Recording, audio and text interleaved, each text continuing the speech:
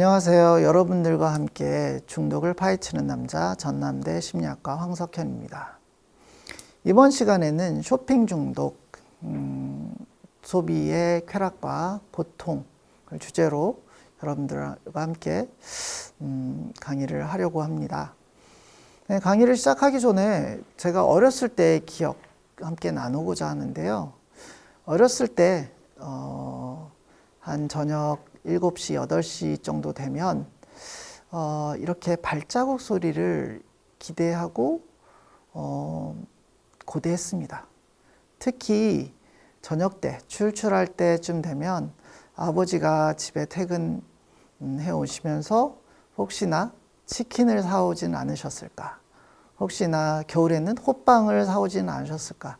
이렇게 귀를 기울이면서 기다렸던 그런 모습이 기억나는데요. 요즘에도 여러분들 이런 발자국 소리 기다리지 않으시나요? 택배 왔습니다 라는 소리나 아니면 배민입니다 라고 하는 그러한 소리에 이 귀를 기울이지 않는지 그런 모습이 우리의 일상이 된 것 같아요. 특히 코로나 시대엔 말이죠. 근데 이러한 즐거움을 주는 이 소비 그리고 또 쇼핑이 어떤 사람들에게는 매우 큰 고통을 초래하는 그러한 행동이 되는 것이 바로 쇼핑 중독입니다. 쇼핑 중독 여러분들과 잠깐 살펴보자면 이 쇼핑 중독은 되게 화려한 중독 중에 하나예요. 여러 가지 명칭이 있습니다. 쇼핑 중독, 쇼퍼홀릭, 그러니까 쇼핑 중독자를 쇼퍼홀릭이라고 하고, 또 소비를 해야지만, 쇼핑을 해야지만 직성이 풀리는 그러한 강박적인 성향을 가진 경우 이것을 강박적 쇼핑이라고 하고, 또 쇼핑이라는 단어가 사실 좀 모호해서 강박적 구매장애라고 하기도 하고요. 오니오매니아라는 이런 전문 용어라는 게 있어요. 오니오매니아, 그거는 그리스어로 판매라는 거고, 또 매니아는 광기라는 뜻이에요. 그러니까 미친 듯이 물건을 산다라는 그런 용어도 갖고 있습니다. 그렇다면 이러한 쇼핑 중독, 어떠한 과정이 있길래 이 중독으로 이어질까요? 첫 번째는 이 강박적 구매의 이 4가지 단계를 이제 과정을 좀 살펴보면 첫 번째는 기대 단계가 있습니다. 이 기대 단계는 뭘까요? 기대 단계는 특정 상품이나 구매에 대해서 생각을 하고 머릿속에 떠올리고 그것에 대해서 갖고 싶다라는 그러한 생각, 그런 욕구를 딱 느끼면서 이 구매 행동에 대해서 몰입하는 그런 단계가 바로 기대 단계예요. 오늘은 당근에 뭐가 올라왔을까? 오늘은 무슨 거리에 어떤 신상이 올라왔을까? 지난번에 내가 봤던 것은 지금 이제 세일하고 있을까? 아니면 혹시 내가 사려고 했던 것이 품절이 되질 않았을까라는 그러한 생각들이 되게 자주 빈번하게 올라오고요.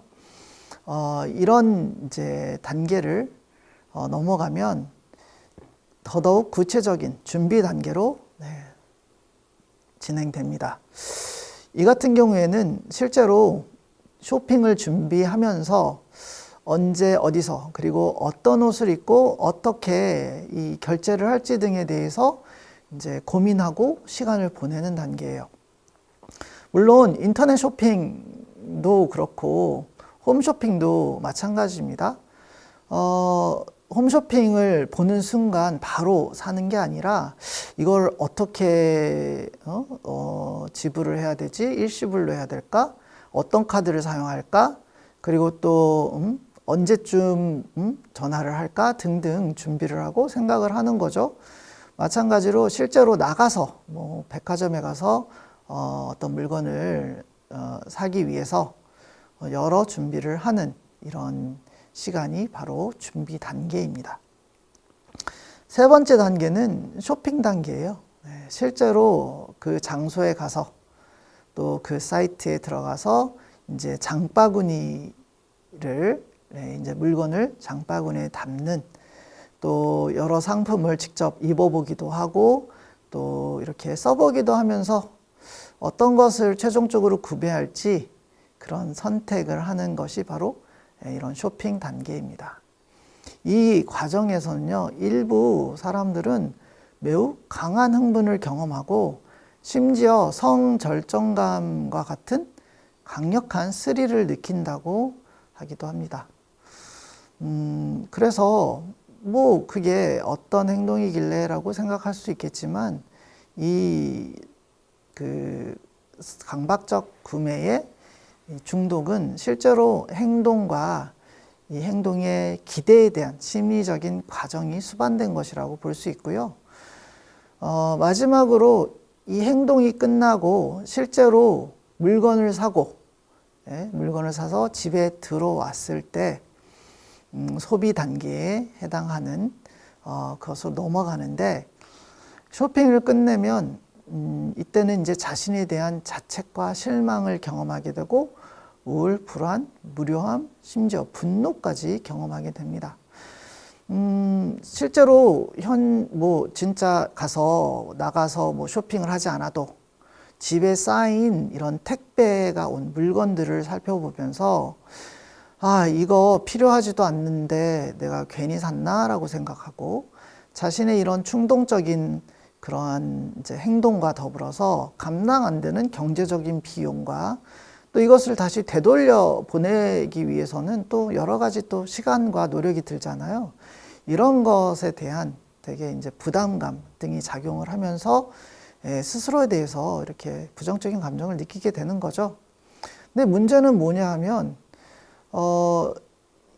이런 부정적인 감정으로부터 벗어나는 방법이 또다시, 이런 쓸데없는 물건을 사가지고 괜히 시간 낭비했다, 빨리 이것을 되돌려 보내고 진짜 이제는 필요한, 내가 좋아하는 것을 찾자라는, 다시 이제 소비에 자기의 부정적인 그 정신 상태나 또는 감정을 회피하기 위해서, 좀 전환시키기 위해서 다시 새로운 상품을 찾는 그러한 이런 강박적인 구매의 패턴이 반복되는 것으로 되돌아간다는 것이 이 쇼핑 중독의 가장 큰 특징입니다.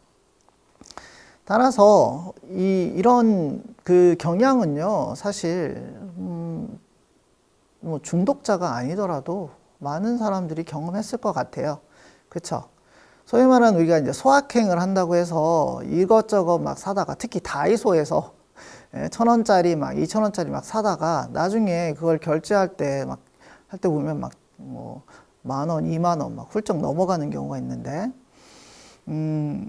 다만 그게 일시적이고 뭐 빈번한 일이 아니라면 걱정을 할 필요는 없겠지만, 다음과 같은 그런 증상들이 본인에게도 보인다면 좀 한번 생각해 볼 필요가 있지는 않을까?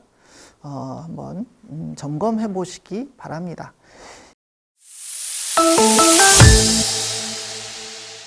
이 다음 제가 보여드리는 이 척도는 강박적 구매 척도라고 해서 여러분들의 상황하고는 잘 맞지는 않을 수도 있어요. 그런데 어쨌든 한번 살펴보면 이런 문항들이 있습니다. 다음 월급날까지 돈이 남아있다면 그것을 그냥 써야만 적성이 풀린다. 그냥 가만히 두거나 저축하지 못하는 거죠. 이게 월급날까지 아니더라도 다음 뭐 생활비를 받는, 용돈을 받는 그때까지 만약에 이게 좀 남아있으면 그걸 써야만 적성이 풀릴 때 이게 해당하고, 다른 사람이 나의 소비 습관에 대해 알게 된다면 아마 끔찍하게 생각할 것이다, 기겁을 할 것이다 라는 뜻이죠. 그래서 내 스스로도 이렇게까지 하면 안 되는데 다른 사람들이 이걸 알게 되면 얼마나 창피할까 라는 생각을 반영하는 문항이 바로 이 문항입니다. 세 번째는 경제적으로 감당할 능력이 없는 것을 산 적이 있다. 그쵸? 자기 자신이 얻는, 버는 그런 월급이나 용돈보다 터무니없이 비싼 것을 사가지고 허덕이는 그런 생활을 한다. 그것이 그럴 때 여기에 해당하는 것이고, 돈이 없는 걸 알아도 무턱대고 물건을 결제한 적이 있다. 예, 자기가 나중에 이것저것 해서 써야 되는데 지금 자기 수중에는 뭐 돈이 부족함에도 불구하고 일단 선결제부터 하는 경우 여기에 해당하고요. 또 기분을 풀기 위해 무엇인가를 산 적이 있다. 이거는 어떤 부정적인 감정으로부터 벗어나기 위해서 스스로를 위로하기 위해서 이런 물건을 뭐 산 적이 있다, 구매한 적이 있다에 해당하는 거고, 쇼핑을 하지 않는 날에 불안하거나 초조해진 적이 있다. 그렇죠. 그러니까 하루하루 무언가를 사지 않으면 뭔가 내가 해야 될 것을 안 했다거나, 또는 뭐 화장실에 가야 되는데 못 가는 것처럼 되게 초조해지는 그러한 느낌을 받은 적이 있다면 이 문항이 바로 그 문항에 맞는 것입니다. 그리고 마지막으로 내 신용카드의 빚을 최소한만 갚아나가고 있다. 네, 이 신용카드의 빚이 이렇게 쌓이면서 그 한도에 거의 다다라서 그것을 해결하지 못하고 찔끔찔끔, 네, 그렇게 법적인 문제에 휘말리지 않을 정도만 해가지고 이 점차 신용카드의 수가 늘어나는 양상이랄까요? 예, 그런 모습이 있다면 바로 여기에 이제 이 강박적 구매에 해당할 수 있는 그런 문항들입니다. 여기에 몇 개나 해당되나요, 여러분들? 제 기억으로는 한 3개 이상 되면은 문제가 있는 것으로 제가 기억을 하는데, 하나라도 좀 문제가 있다면 좀 그 경각심을 가질 필요는 있을 것 같습니다. 그 외에도 맥엘로이라는 연구자가 강박적 구매 장애를 진단하는 어떤 기준을 이렇게 제시한 적이 있는데 같이 한번 살펴보겠습니다. 첫 번째는 쇼핑에 빈번하게 몰입하거나 침투적이거나 거부할 수 없거나 비이성적인 구매 충동이 첫 번째 진단 기준이에요. 그래서 내가 하고 싶지 않은데 딴 일에 집중해야 되는데 자꾸 사야 되는 신상이 생각나거나 억누를 수 없는 이런 생각이 억누를 수 없을 때, 또 사면 안 되는, 또 나에게 능력이 없는데도 이것을 사야만 한다라는 그런 충동이 느껴질 때 바로 이 진단에 부합하고요. 또 누가 봐도 필요 이상의 또는 경제적으로 감당할 수 없는 구매를 하는 경우, 또 구매 행동과 관련된 고통을 경험하는 경우, 그리고 또 마지막으로 직업 그리고 사회적 기능에 큰 방해가 되는 경우에 이런 진단 기준에 부합하면 자신이 강박적 구매 장애의 어떤 위험이 있다. 그런 것을 이제 판단하실 수 있을 것 같습니다. 전체적인 그 유병률을 나라 간에 비교를 한다면 미국이 5.8%에서 8.1, 캐나다에서 21%, 독일에서 3에서 8, 이탈리아는 11.3%, 프랑스 16%, 중국 고등학생 19%, 대만 대학생 19.8% 정도가 나왔어요. 이걸 보면은 나라에 따라서 좀 유병률이 다르게 나타나는데, 그것은 아마도 나라에 따라서 이 진단하는 또는 측정하는 그런 도구가 좀 다르기 때문에 그렇기도 하고, 또 경제지휘적인 그러한 차이점 때문에도 그럴 수 있다고 볼 수 있습니다. 또 대상자가 어떤 연령층에 대해서 이것을 했는지에 따라서 다를 수 있는데, 한국의 같은 경우 한국 성인은 4에서 15% 정도의 유병률이 있다는 그런 연구가 있고, 대학생은 13%, 특히 이 중에 여성 또 여학생은 16% 정도가 이 쇼핑 중독이 있다고 이제 보고하고 있습니다.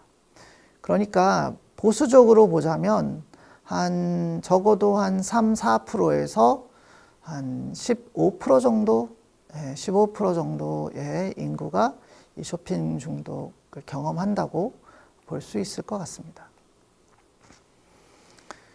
발병 연령을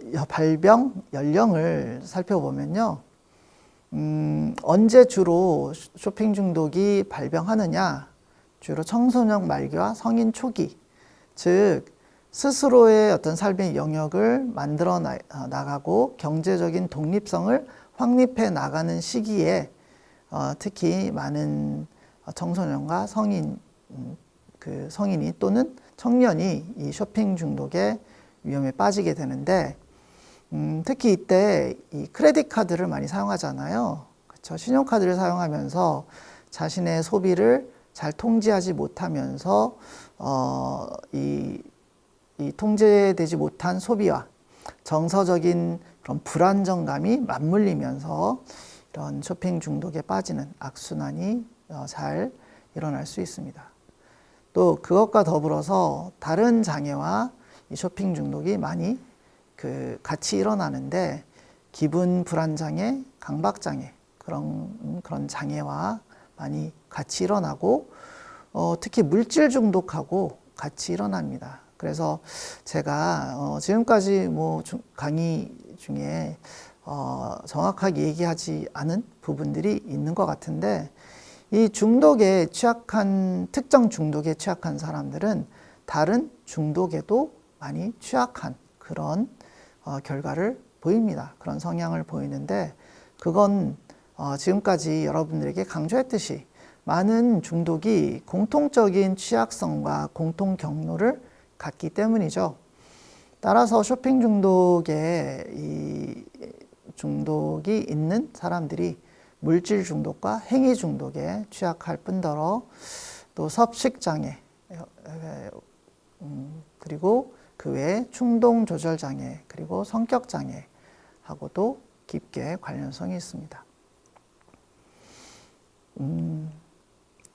자, 마지막으로 이 쇼핑 중독의 성별의 차이에 대해서 잠깐 얘기를 하자면, 여성의 경우 구매 과정이 매우 중요하다고 보고되고 있습니다.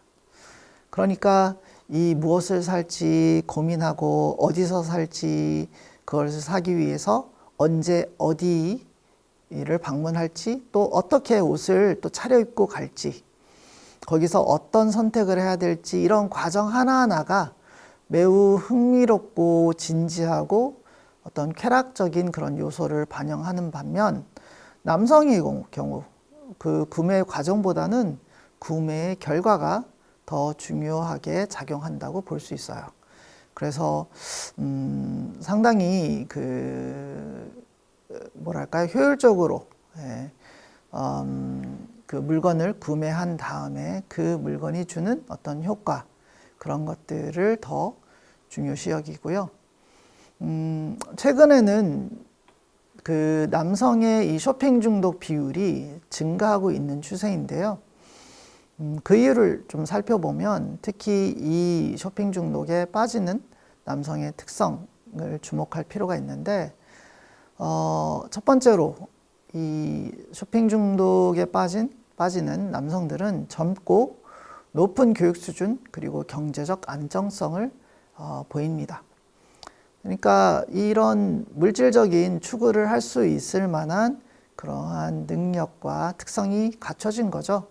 또 패션과 외모에 대해서 관심이 높고요. 운동 또는 친구들과 만나서 어울리는 것에 과도한 관심을 보여요. 그러니까 어떻게 보면 자기가 무엇을 사고 무엇을 지니고 있는지를 통해서 친구들과의 어떤 관계 속에서 자신의 위치나 지위, 그리고 또 자신의 어떤 정체성을 드러내거나 확인하는 그러한 수단으로 이런 쇼핑 중독이 그 영향을 또는 기능을 하고 있는 것을 알 수 있고요. 또 이런 남성도 여성의 어떤 쇼핑 패턴과 점차 유사한 양상을 보인다는, 그러니까 점차 이 결과물도 상품도 중요하지만 이것을 얻는 데 들어가는 그러한 과정도 이렇게 중요하게 작용하는 그러한 모습들이 이제 보이기 시작합니다. 자, 지금까지 조금 길게 여러분들과 함께 이 강박적 구매의 특성, 특히 과정, 그리고 뭐 선별 및 진단 기준 등에 대해서 살펴보고 유병률, 발병 연령, 또 성차에 대해서 같이 살펴봤는데 어떠셨나요? 재밌으셨나요? 제가 학생들한테 하는 얘기가 하나 있습니다. 소확행으로 쓰고 쇼핑 중독으로 읽는다. 어떻게 보면 작은 행복 추구를 위한 우리의 이런 행동이 자칫 중독으로 이어져서 감당하기 힘든 그런 경제적인 어려움과 더 크게는 법적인 문제까지 다다르는 그러한 문제가 되지 않을까 그런 생각이 되고, 다음 시간에는 여러분들과 함께 이 쇼핑 중독의 증상과 원인에 대해서 더 구체적으로 살펴볼 텐데요. 이것에 대해서도 마찬가지로 큰 관심과 기대 갖기 바랍니다. 감사합니다.